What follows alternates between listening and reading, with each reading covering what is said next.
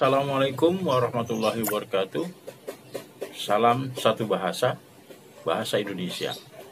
Pada video ini akan dijelaskan tentang kritik sastra. Mengapa kritik sastra dijelaskan pada pembelajaran di kelas 12? Karena apresiasi sastra diperlukan untuk mendapatkan pemahaman yang jelas tentang karya sastra itu sendiri. Nah, di sini kritik merupakan satu alat atau cara agar kita memahami karya sastra dan lebih menghargainya sebagai suatu karya yang dapat dipahami bersama. Selamat menyaksikan. Dalam video ini akan dijelaskan pengertian tentang kritik sastra. Kompetensi dasar yang akan dijelaskan adalah 3.12, yakni membandingkan kritik sastra dan esai dari aspek pengetahuan dan pandangan penulis.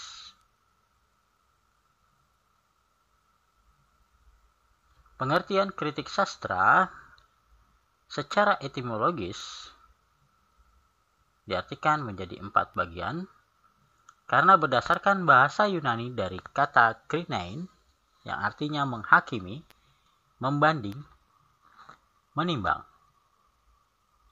Bentuk dasar dari kriterion, yakni dasar, pertimbangan, dan penghakiman. Orang yang melakukannya disebut krites, yang berarti hakim. Kata krites ini yang menjadi dasar kata kritik. Dan kritik sendiri adalah masalah penganalisaan dan pengevaluasian sesuatu dengan tujuan untuk meningkatkan pemahaman, memperluas apresiasi, atau membantu memperbaiki pekerjaan.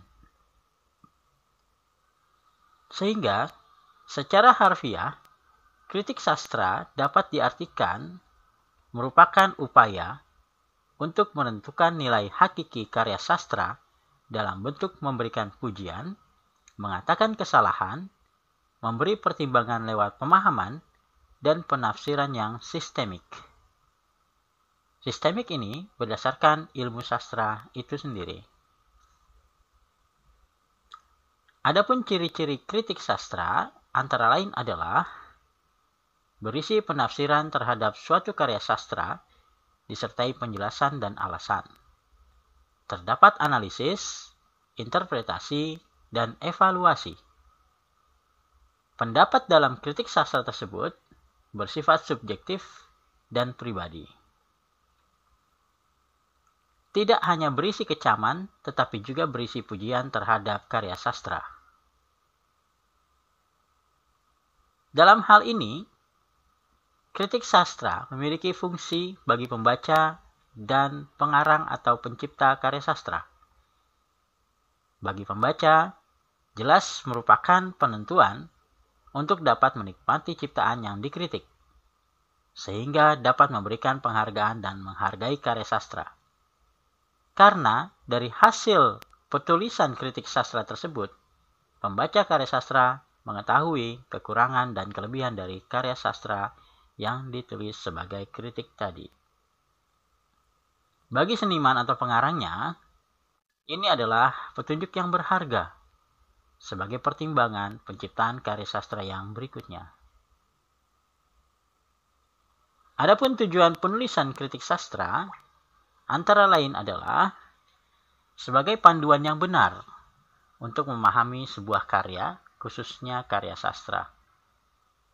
Berguna bagi penyusunan teori dan sejarah sastra di suatu daerah atau di suatu negara, membantu perkembangan kesusastraan di suatu wilayah atau di negara, dan bermanfaat bagi masyarakat tentang pemahaman apresiasi sastra, khususnya masyarakat pencinta sastra.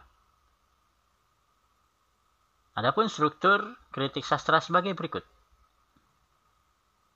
Terdapat pengenalan isu di awal sebagai tinjauan karya sastra yang berisi identitas buku yang akan dikritik dan sedikit sinopsis tentang karya sastra tersebut.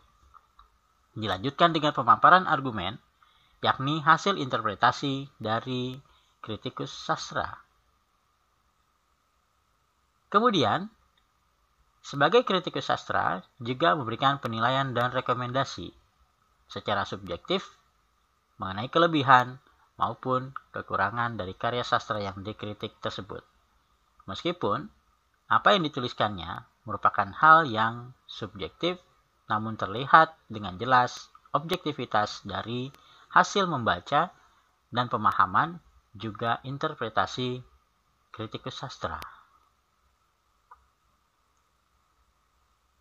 Dalam menulis kritik sastra, seorang kritikus sastra harus memahami prinsip-prinsip sebagai berikut. Yang pertama, memahami teori sastra. Yang kedua, bersifat membangun.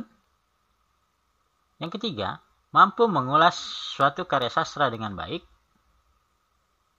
Yang keempat, tidak bertujuan menjatuhkan atau mendiskreditkan pengarang. Yang kelima, yang dikritik adalah karya sastra orang lain, bukan karyanya sendiri.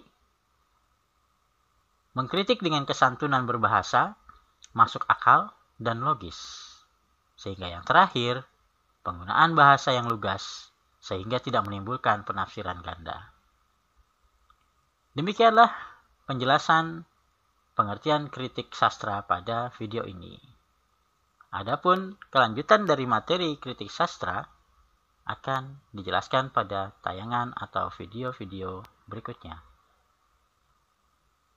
Terima kasih. Semoga kita mendapatkan ilmu yang bermanfaat. Demikianlah penjelasan video yang berkaitan dengan kritik sastra.